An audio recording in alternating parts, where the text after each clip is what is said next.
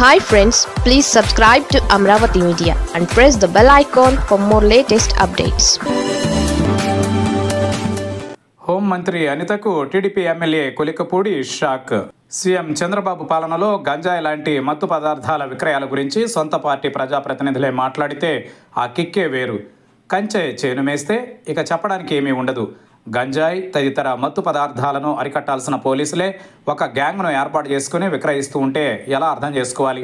ఈ చేదు నిజాన్ని టీడీపీ ఎమ్మెల్యే కొలికపూడి శ్రీనివాసరావు బయటపెట్టి హోంశాఖ మంత్రి వంగలపూడి అనితకు షాక్ ఇచ్చారనే చర్చకు తెరలేచింది. ఇటీవల హోంశాఖ మంత్రి అనిత మీడియాతో మాట్లాడుతూ వైసీపీ హయాంలో గంజాయి సాగు చేయడంతో పాటు విచ్చలవిడిగా విద్యార్థులకు మొదలుకొని ఇతరులకు విక్రయించారని ఆరోపించారు. తాము అధికారంలోకి వచ్చిన తరువాత చాలా వరకు అరికట్టామని ఆమె గర్వంగా చెప్పారు. గంజాయి పాపమంతా వైసీపీదే అని అనిత ఘాటు విమర్శ చేయడం తెలిసిందే.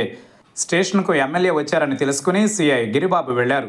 తిరువూరు ఎస్ఐ సత్యనారాయణ గ్యాంగ్ను ఏర్పాటు చేసుకుని గంజాయిని విక్రయిస్తున్నారంటూ సీఐ దృష్టికి తీసుకువెళ్లారు.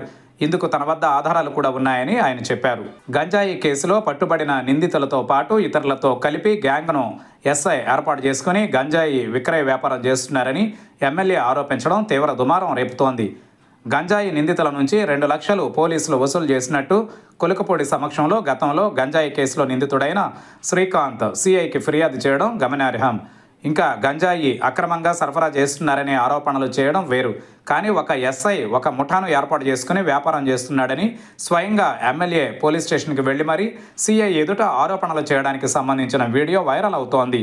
హోంశాఖ మంత్రి ప్రాతినిధ్యం వహిస్తున్న శాఖలో కనురెప్పే కాటేస్తోందని, అది కూడా టీడీపీ ఎమ్మెల్యేనే ఆరోపించడం సంచలనం రేకెత్తిస్తోంది.